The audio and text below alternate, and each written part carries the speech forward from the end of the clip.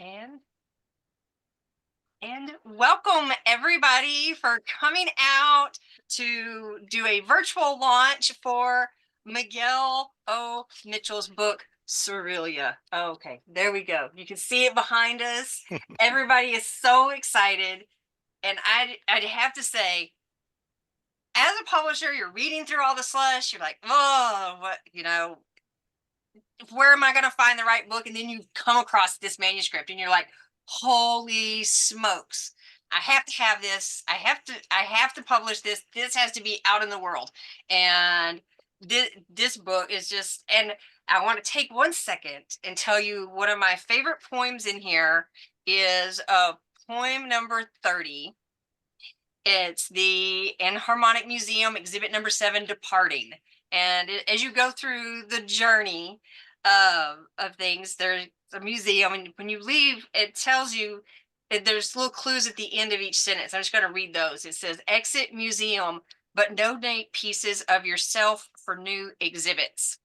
And it's more than just leaving a piece of yourself at the museum. It's you're leaving a piece of yourself behind with this book, because you're like suspending disbelief and you're like totally into this book and you believing every second of what's happening, and it's so real, and you can feel yourself being there. So when you're done with the book, you left a piece of yourself. You're like, holy smokes, I was in this whole other world and all these things were happening, and now I'm just here. So, now I'm just here in life. This is so you might want to read it a second time. So anyway, I just had to gush about it a little bit.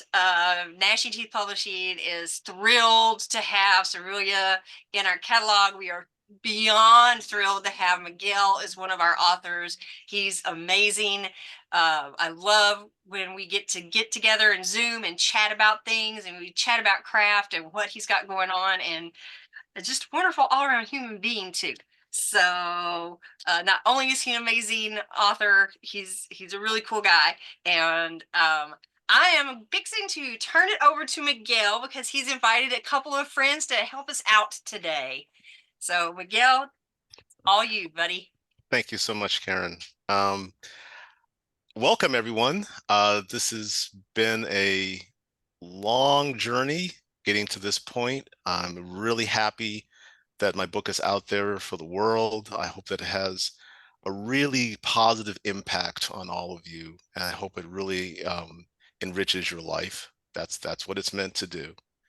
And we're going to read some poems from the book today, and I have two poets with me who have inspired me and who are friends of mine, and I'd like to introduce them. Um, each of them will be reading two of my poems and will be asking me questions about the poems afterward, and I'll read four. And then audience members, please make sure you put the questions in the chat as well, because we want to make sure we answer your questions too. So our first reader is Akua Lezli Hope. She is an Elgin and Riesling award-winning poet, and the Science Fiction and Fantasy Poetry Association, the SFPA, which I'm a member of, and Akua is as well, named her Grandmaster.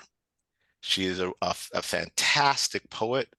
Her work is incredibly soulful, and I'm happy to call her my friend. So Kua, you will be speaking first, and then we also have Bryant O'Hara, and Bryant is author of The Ghetto Birds, a poetry collection with an enormous amount of rhythm.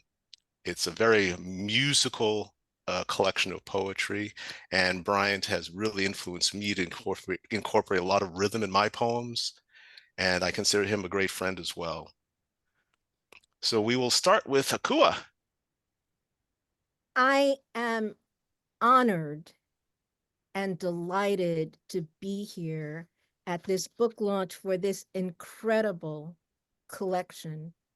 Surrealia is deeply moving, profoundly insightful, funny, joyous, and it does such incredible hard work and conveys you to another place and brings you back. I I adore this book. I've read it more than once. And again, it's my honor to read to you from it. And the first poem I will read is number 10. An interstellar armada in orbit, bristling with death worship, orgiastic oblivion, the promise of deeply penetrating, coherent nihilism. Achieving their plateau, their photon seeds spray, and Surrealia responds, dropping scented flower petals from the stratosphere. She is an amused partner, but wholly unsatisfied. Understandably embarrassed, the armada tries to flee, but a gentle clasp of force, a space-time sheathed glove pulls them to her breast. They swoon in the reimagining of their existence.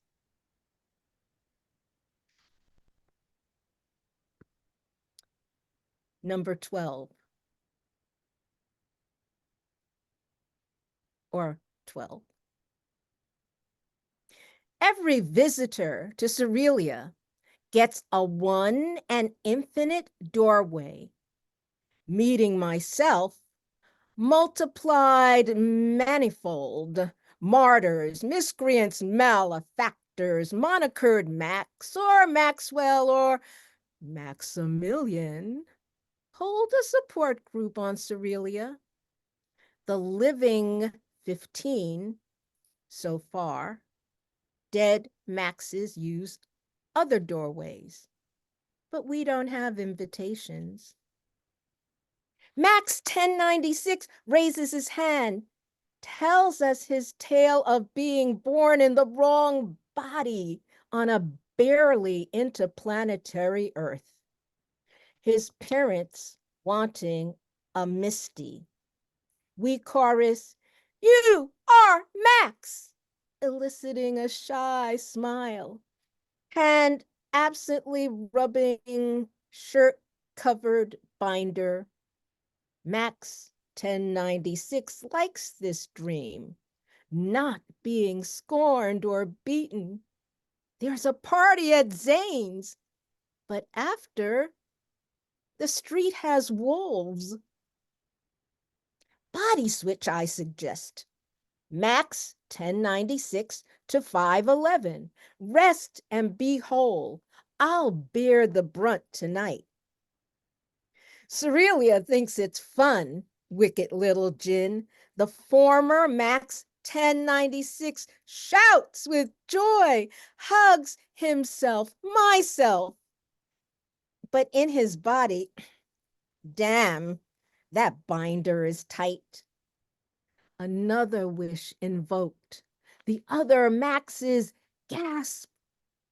Why are you holding a neural disruptor?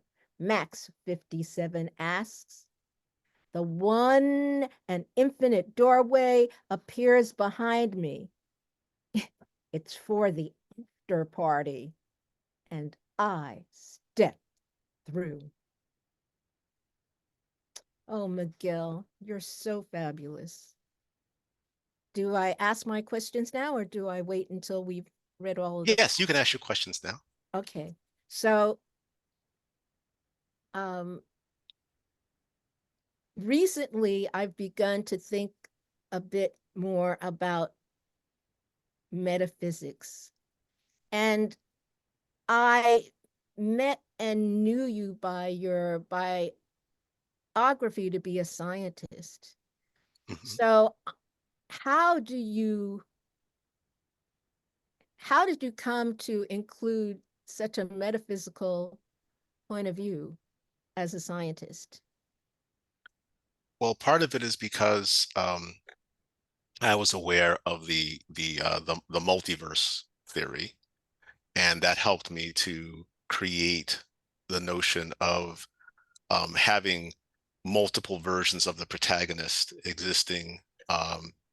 And then for some, and then I guess it just clicked in for me that, well, a lot of times when they do the multiverse in science fiction, it's always given into the binaries, you know, a good person in one universe, a bad person in the other. And I thought that, I frankly think that's ridiculous. So I decided that why don't we make it um that like they're all trying to help each other get through the day.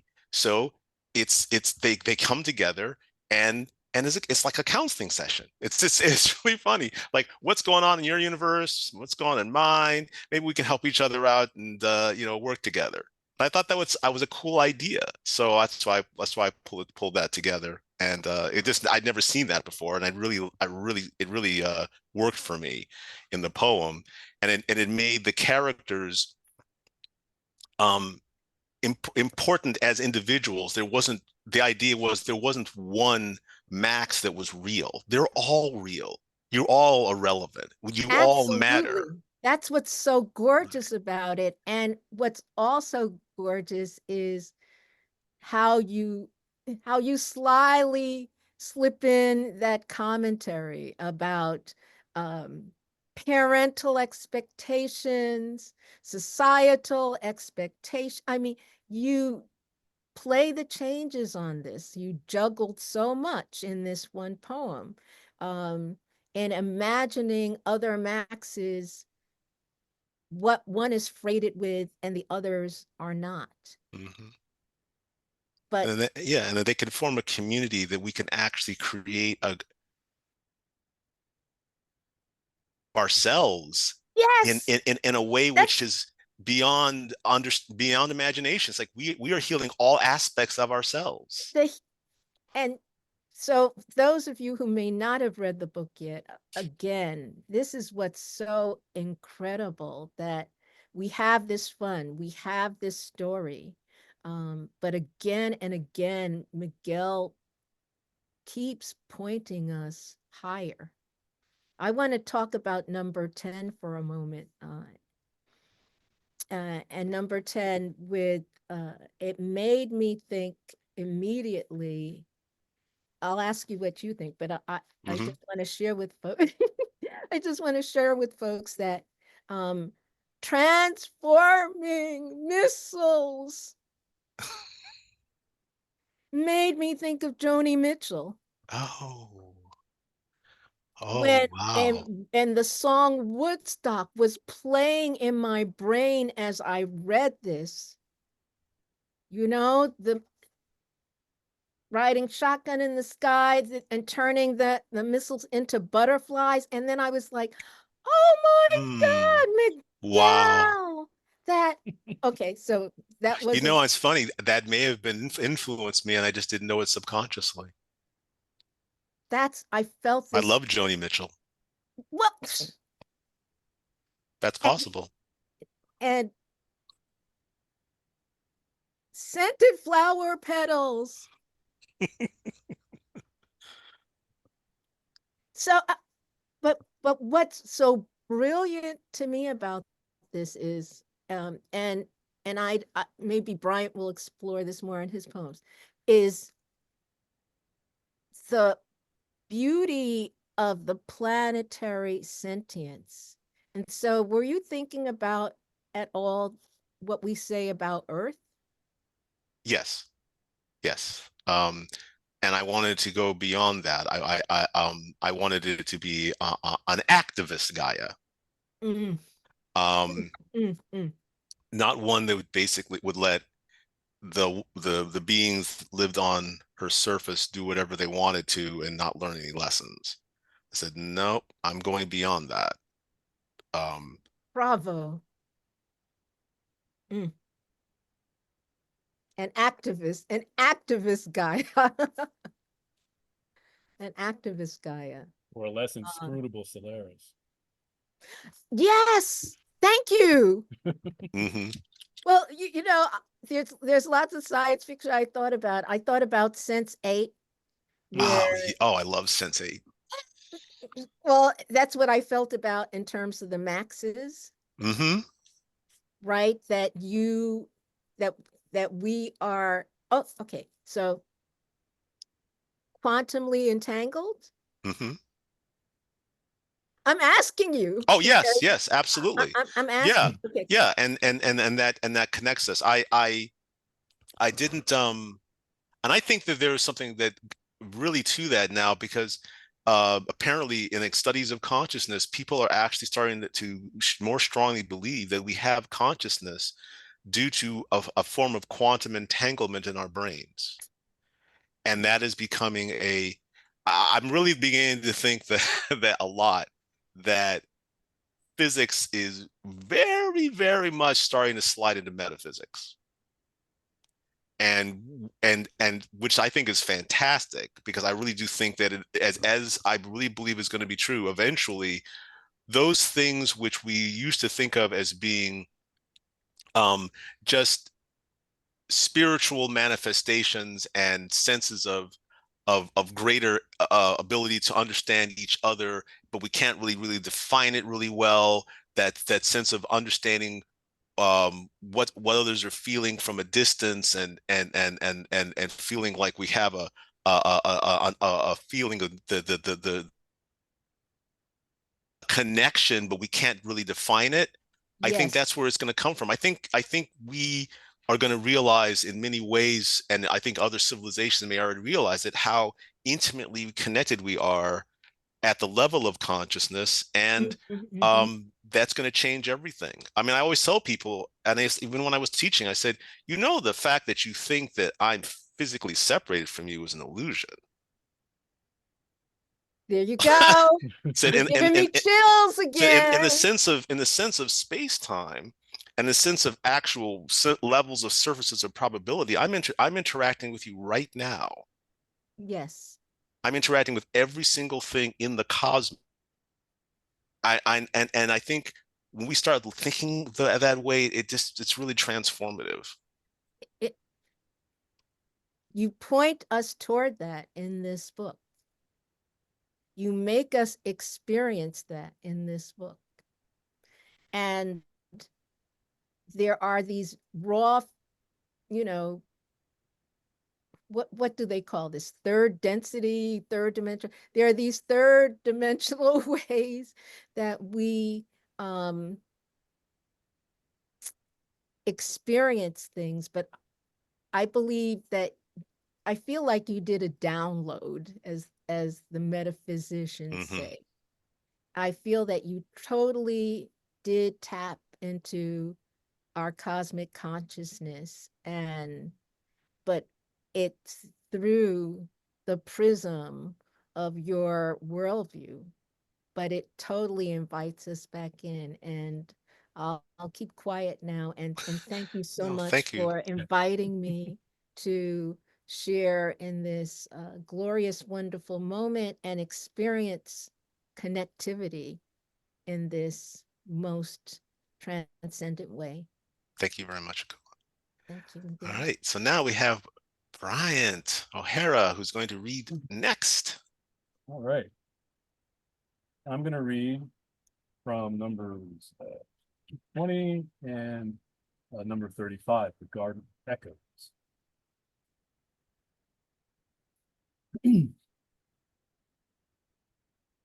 Eastern Continental Preserve. A chittermink named Titi, no taller than my knee, like a talking squirrel with a lot on their mind, leads me by the hand and narrates. Max, look at the mirrorlopes racing across the orange sponge field, blinding flashes from metallic hides, steel-whipped tails snapping behind them, blue-white sparkling joy. Don't stare at the reflections. You might see unwanted truths. And now we enter the jumble. See it ahead? It expects us to hold the beat as we glide inside. Follow my paw rhythm. Pa-paw, paw, paw, paw. Pa pa pa pa pa pa. Pa pa pa pa. Pa pa pa pa pa pa. In the non-distance, exploding from the soil, bubblicious silk, they are living to boil. Foaming skin ruptures, existence is in motion. Spheroplastic swells, effervescent devotion. Next, see the Zinkra. Blue shifting, spinning platters consume rocks and stones, leaving gemstones in shadows. Last, spy the fell Yorg, like giants in old earth tales. Voices boom with pride, singing wonder with bass wails. Now this tour's done, Max.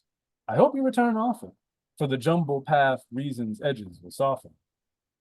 I wade farewell to Teep Teep as they transform from a furry companion to a willowy phantasm to, what was I talking about?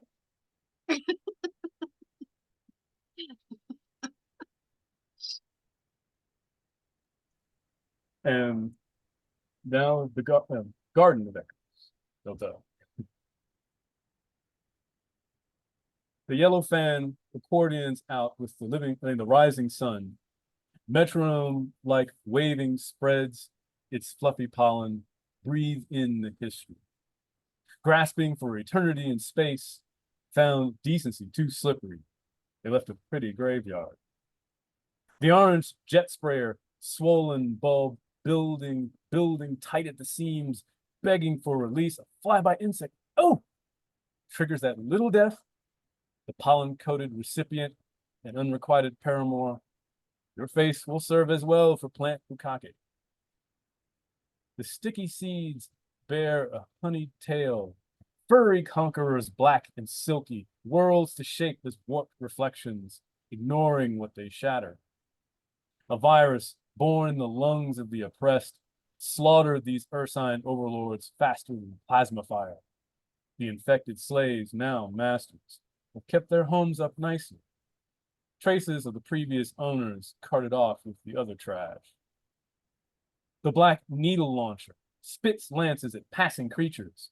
Flesh is as good as soil. But you don't want to wake up as a bush. So unpluck those shards, but please plant them. The balk at being disrespected. The toxin-born story of the spike unfolds. Gleaming towers of diamond lattice, cloud-wrapped templates of gold and platinum, amidst the swept streets of whitest stone. The wraiths wander, existential oscillations, oblivion tenuous, trying to remember. Oh, the pattern, races bent to our will, a stable of weak-minded chattel, neural chained by our telepathy. But there was this place, not place, foolish ants hiding there from our righteous foot. We tried to stomp, we wove the pattern. Surrealia smiles in my mind. This is a favorite acquisition.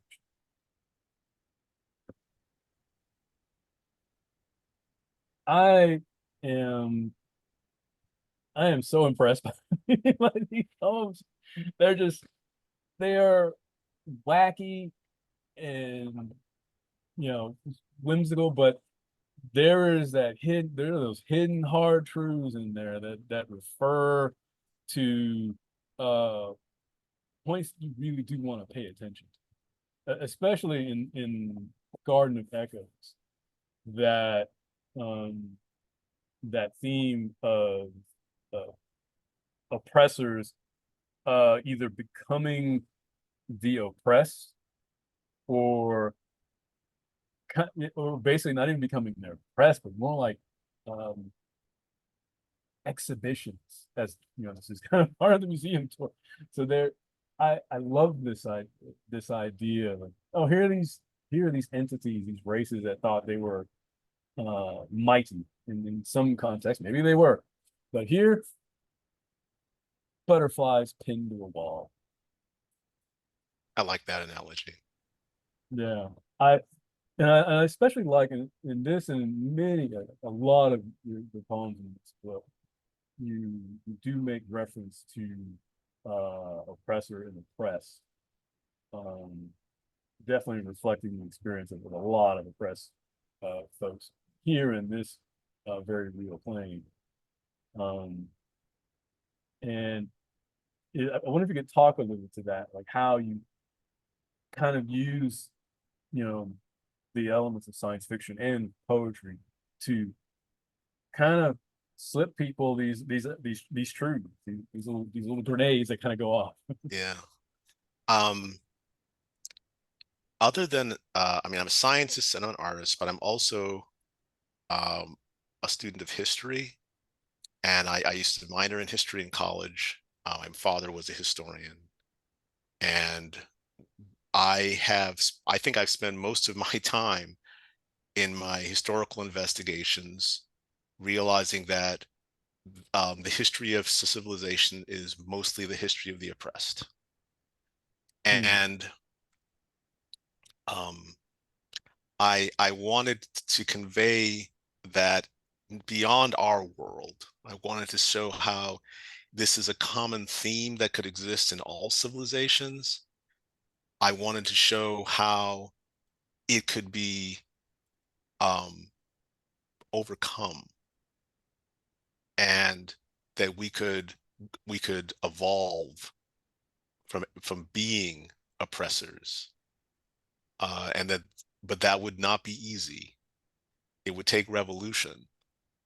It would take a spiritual revolution as much as an intellectual one, and that's one of the reasons that I focused on that so much in the book. And I think that the Garden of Echoes was a way in which I wanted to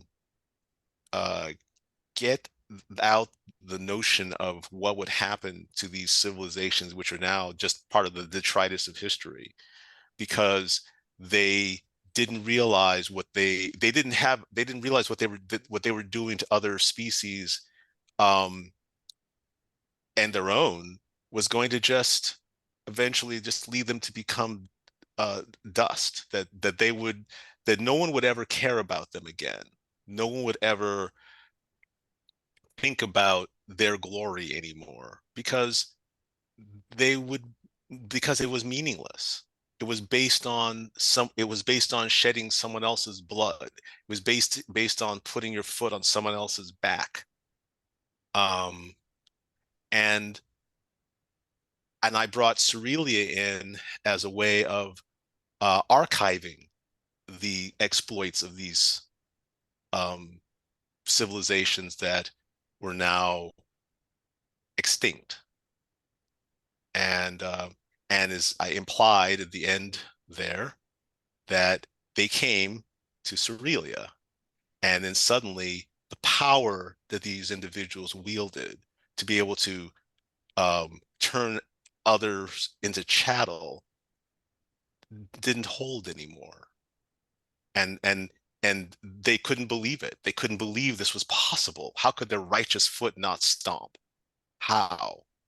Right? And so now they're trapped in um this it's almost like what I would call like a hell loop, where they are constantly remembering what they used to be, and they don't understand why they aren't still what they used to be.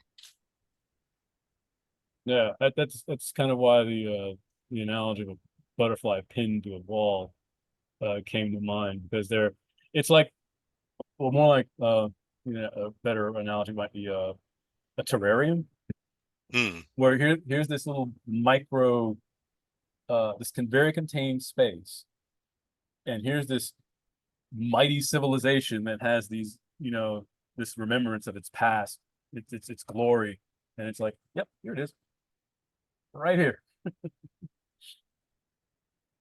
And I do like how you definitely incorporating the nature part of it, and it kind of evolves in complexity, but it's sort of like it's a variation of the same thing. But, oh, here's a passing insect. Here, help me move on. And and kind of working it, Yeah, and I expanding it also, from there. absolutely true. And one of the things about Surrealia, and I think the cover helps with that too, is that unlike a lot of science fiction, I don't want to talk about sterile environments. It's not going to be some moonscape. It's not going to be the inside of some ship with lots of metal and gears and all that. No, no, no. I want to talk about living, breathing existence. I want to talk about a planet which has an ecosystem and has other species that visit it, and they live and they grow and they have their special characteristics, which all make them have their own personality, their own traits. And I think that's not just with, I think in science fiction, and I think part of it may be economic because of trying to show science fiction movies, but science fiction as shown on the screen has a tendency to try to show you environments which are, you know, other than Avatar, they often show you environments which are dead, you know, and I don't like, why? How does anyone survive like that? So I wanted Surrealia to be full of life, Actually, expressive life. I think actually the closest I've seen to Surrealia is actually a fairly recent show called Scavenger's Reign. Oh yes, yes, I've seen that. Yeah, that's very much, Yeah, you that's know, enriched with like the characteristics of a full planet. It's not trying to just say, you know, all that matters really are the humans that are visiting there, so the rest of them can be rocks. right. So- No, this is anything but a dead one. And in the world of Surrealia isn't, well, the idea of death is like a, okay, that's one concept, but here's all this other stuff. I just wanted to say this to what you just said, Miguel, which is that it, I don't think it's about money alone that um, the vision is about a dead or empty place. I think what you do profoundly here is challenge the colonial imagination. It's a colonial construct to think that any place else is bereft of life. And what I used to love about the ancient Star Trek is how it at least tried to begin to teach, you know, humans that life has different forms. But but that but that we but that is done to depict an emptiness of a someplace else is, you know, sadly, you know, a propensity of the West. You know, no one arrived to an empty continent ever. right. No, no, that we still talk about so and so discovered blah blah blah. So and so may have arrived somewhere. We now know humans existed everywhere they exist now. No place is empty here. So I delight that you embrace that in Surrealia, and that you defy that, and that you don't reenact that idea of, oh, you know, I arrived here and I'm the best thing here, or Right. I'm the only sentience ever. Yeah. Planets are just for just resources. We don't care about anything else. Right. And well, we're just beginning to appreciate how alive Earth is, that trees have sentience and communicate. Science now knows that, you know, again, what was once considered mysticism, science is now made possible.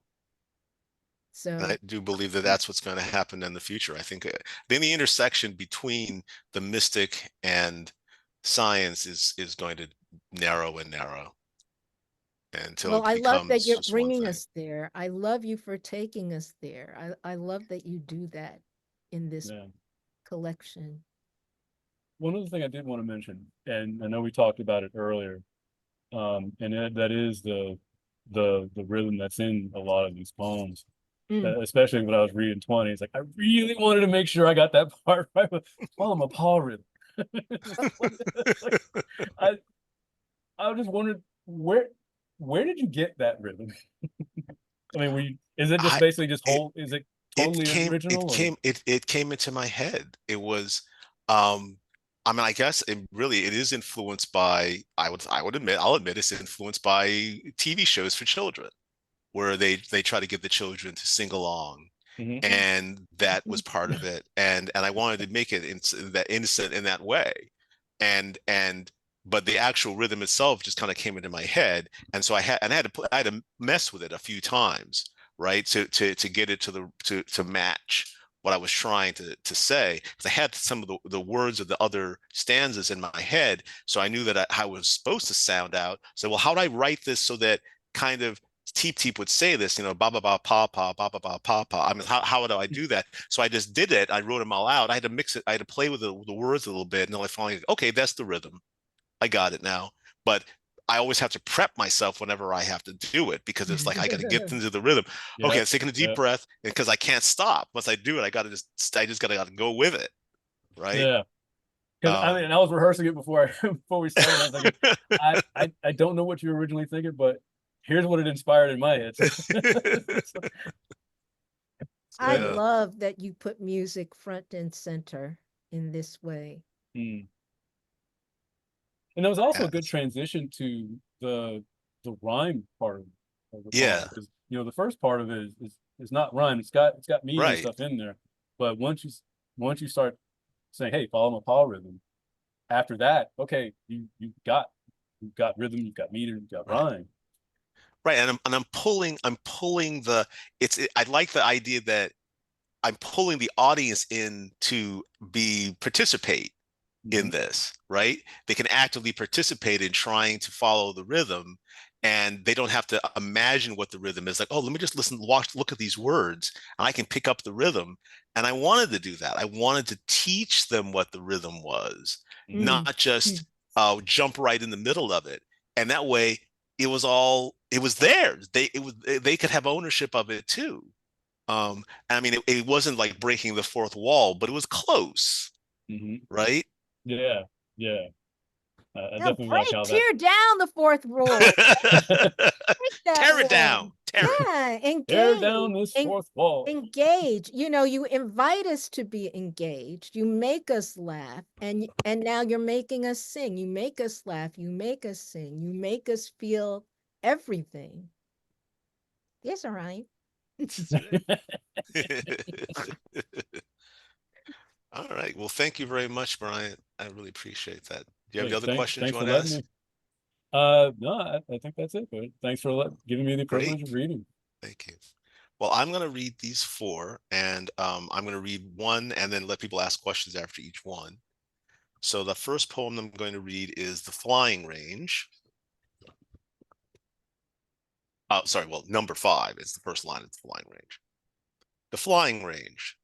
Beings leapt from mountain peaks over valleys filled with glass shard teeth, wingless but hopeful, briefly falling from uncertainty, then buoyed up by diamagnetic miracles, repulsive love for free-willed water bags, selecting quantum states with abandon, swooping, soaring, diving up and down the eigenstates, observer selected realities, respect for the random.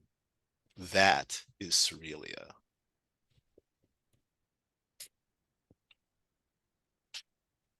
Maybe this sounds a little, I don't know if it's crass or I think you're muted, Bryant. Oh, whoops. No. Can you hear me now? Oh, wait, 1 second. I can hear. I can hear you. I'm sorry. That was my mistake. I was oddly enough, the part of the poem reminded me of one of the ongoing gags in Roadrunner and Coyote. Oh. It's like, if you believe that you're falling, you're falling. That's right. That's right. You get the idea that, okay, well, no. This nope, works. I'm fine.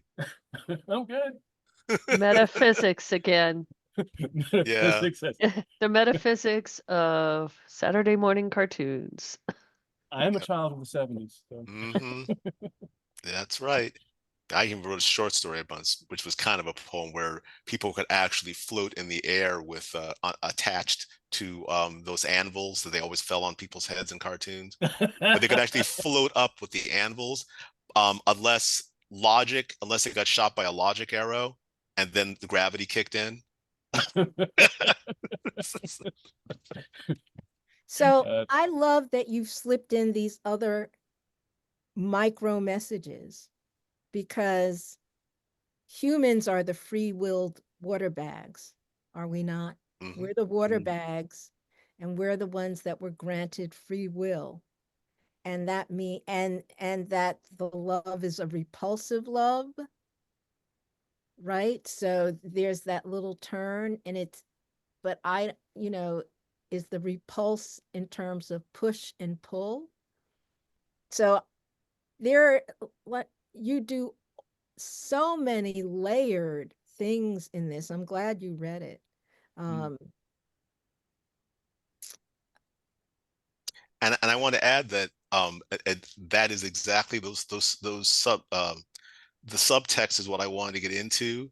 I as a scientist, I knew that being that we are water filled, we would be repelled. We are diamagnetic, so a strong magnetic field actually lifts us. It repels us.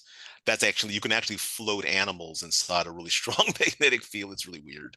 And I thought, oh, this would be really a cool thing to do.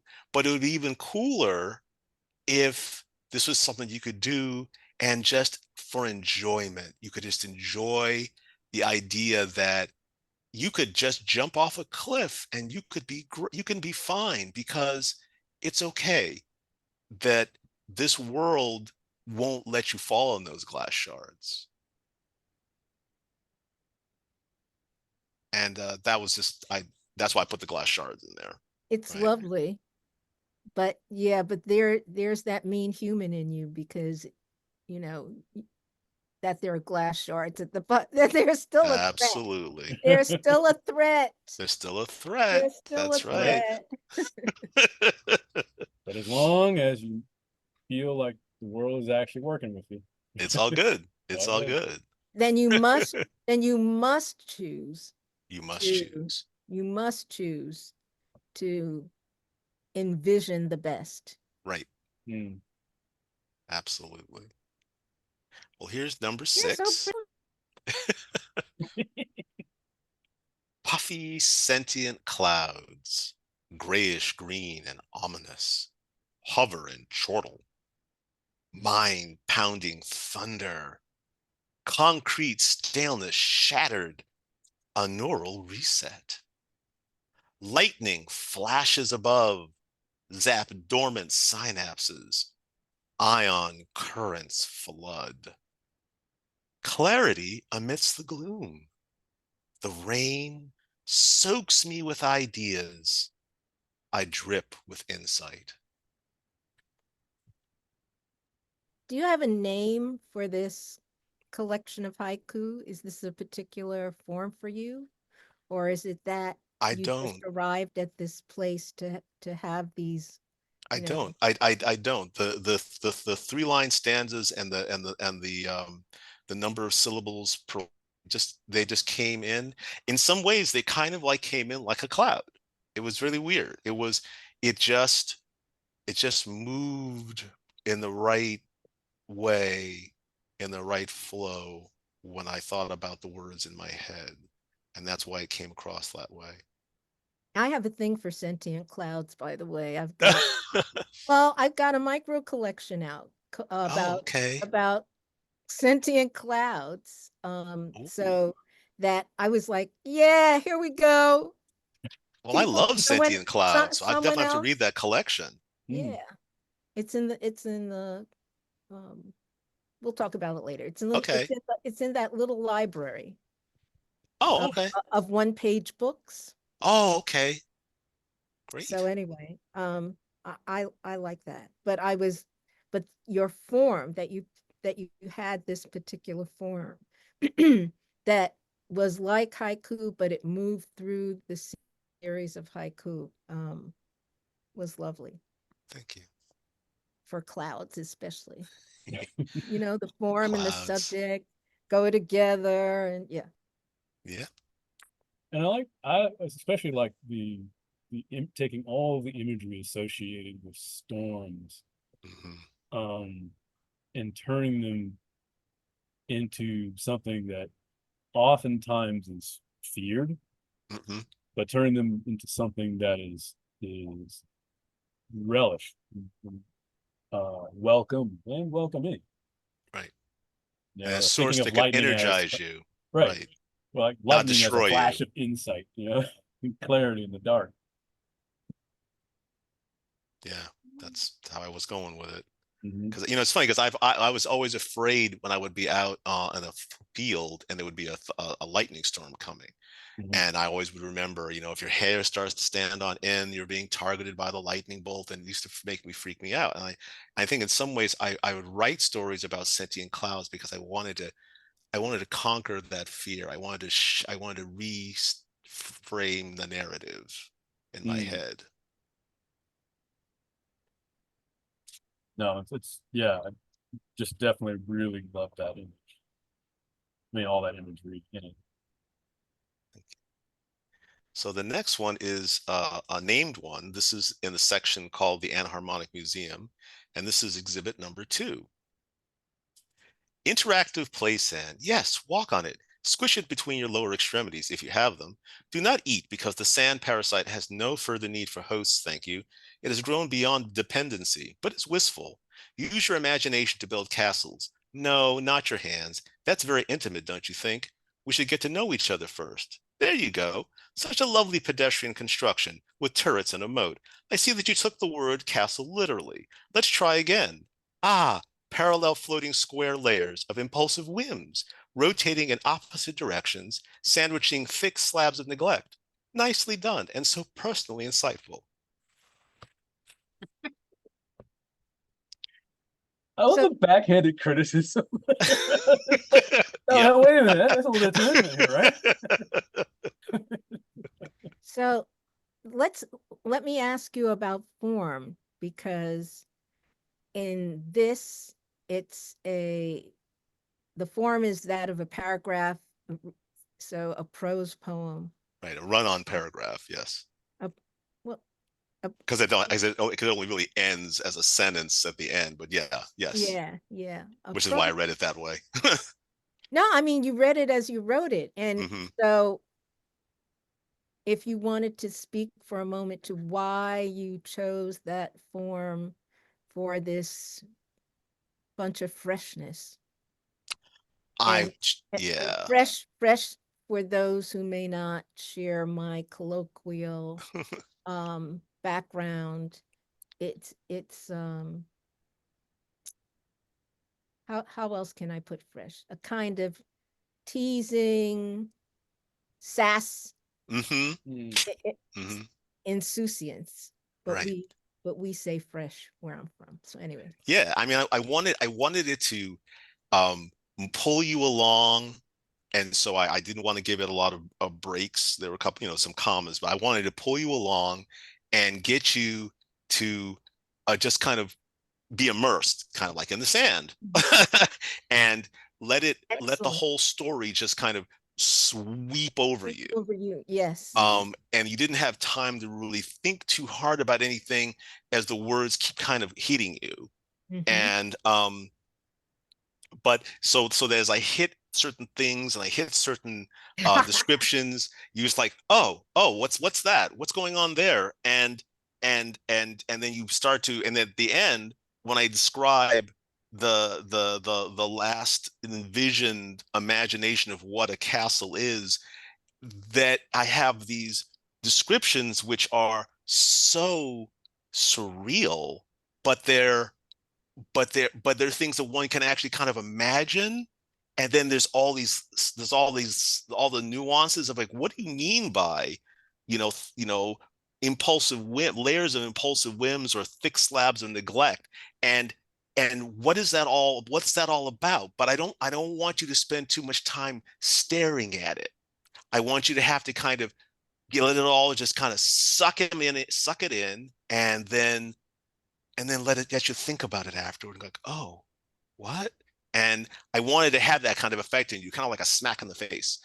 and, and let me say, this made me think of another song um when I read it, and it was Hendrix, and I don't remember the name of the song. Maybe it's the beginning of Little Wing, but anyway, he sings about castles in the air, as he, the castles in the, anyway, I won't sing it. This was, to me, this was your Hendrix poem. So, you had a Joni Mitchell moment, and and this was a Hendrix moment for me. Very cool. I actually wrote a poem based on one of Hendrix's songs. Well, it's in you, so it's in here. Yeah, So I used to listen to Hendrix all the time when I was growing up. My brother would play it with his did band I all the know time. this? No, but I mean, we're, it's we're like quantumly it's entangled. I absorbed know in for me. sure. Yeah, and it's absorbed in you. And I'm saying, that's what I was feeling. So that's beautiful to hear that's you know, it's in you and it came out. Thank Very much. you. This is my last one, which is the Anharmonic Museum exhibit number 3. Wooden dresser with a top and a bottom, but no sides. All drawers are invisible, but wish to be seen. Their contents refuse to be useful. Look, you found a penny that weighs a pound. Neutron matter money. That doesn't matter at all. Pull on this spot, a drawer appears, made of flesh. Inside, an eye winks at you. You push it back, slightly embarrassed.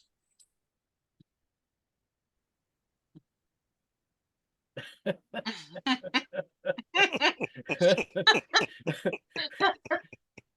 I just like that last image. It's like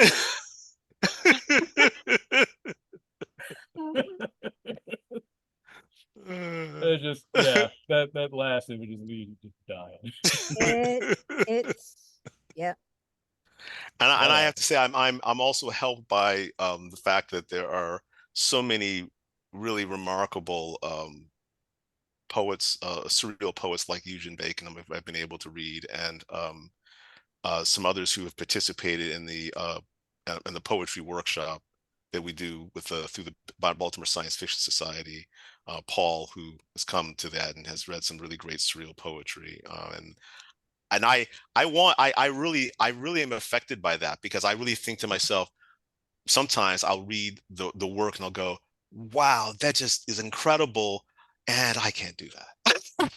It's like, but because they do so many crazy things with language and refuse to let the definition of a word control them at all, and I'm moving in that direction, right? I think of it as it's a goal. It's part of my growth, and I love, so that's why I keep reading it. And I did a poem like that because that's moving me in the direction of, I do not have to make sense. Just like Talking Heads stop making sense. I do not have to have these lines put together give you a concrete sense of reality. I do not have to do that. This is Surrealia. And but it can still be fun. It can be hilarious. It can be, I can be a jokester. It's cool. It's cool. It's all right. Right. And that was fun for me. Well, the folks that I credit with that even the Black arts movement looked to, those poets of negritude, were surrealists.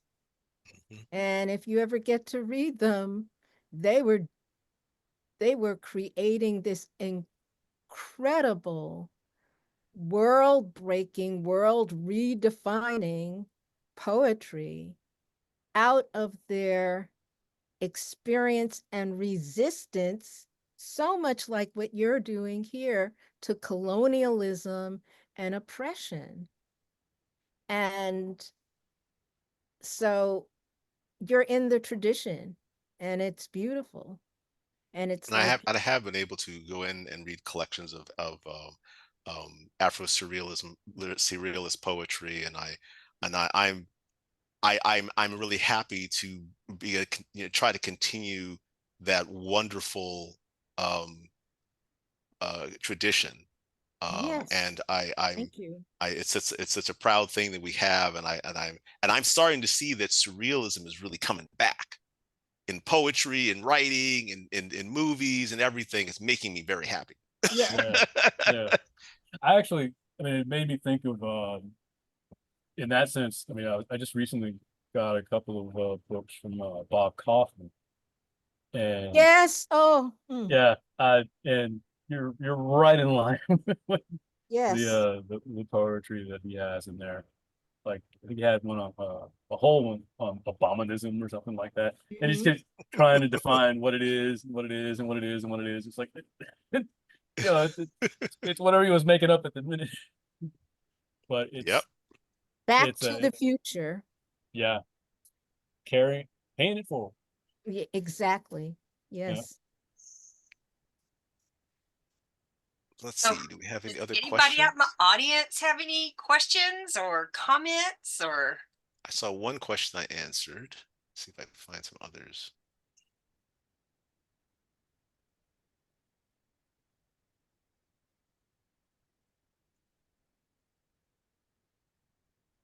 Comments. I guess that's it for questions. Well, somebody asked about. Did you already answer? Whether you write the poems in the order they are Oh, in the book? so Loretta's asking me, do I have a favorite? I can't choose a favorite among my children.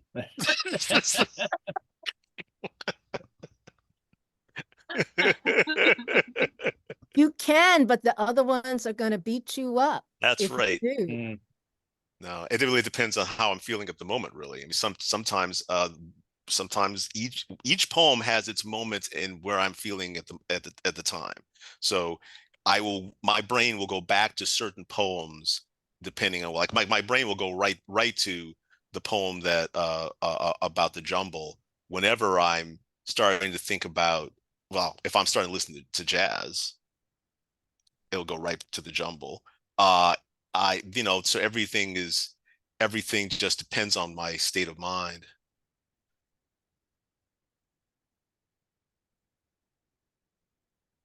Well, I'm very excited. I want to thank Akua and Bryant for coming out and supporting Miguel today. This has been fun just listening to y'all talk and about the poetry.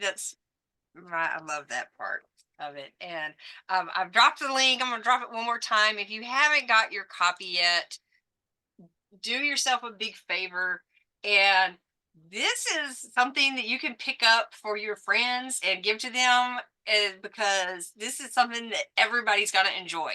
It's surrealist fun, it's an escape, but it's also so much more than that. So it's something that you can just go back to again and again and keep finding new little nuggets inside there. And I'm excited. And yes, we're submitting this to every award that we can find to submit it to, because this deserves all the yes, yes. accolades. So there are reviews out already in Aurelius number 174, in Starline Reviews 47.2, in David Kapaska Merkel's blog. And we've got some great reviews up on the website, and people are excited about this. We're excited about this. And Miguel, thank you so much for allowing Gnashing Teeth Publishing to be a tiny little piece of the story that is Surrealia. Thank you, Karen. I'm so happy to bring this book to everyone. And thank you, Akua. Thank you, Bryant, for reading my Honored poems. to be here. What fabulous, fabulous, fabulous. Thank Yeah, you for being definitely happy to. my allies in poetry, moving forward, taking the world by storm. Let's do it. All right, forward.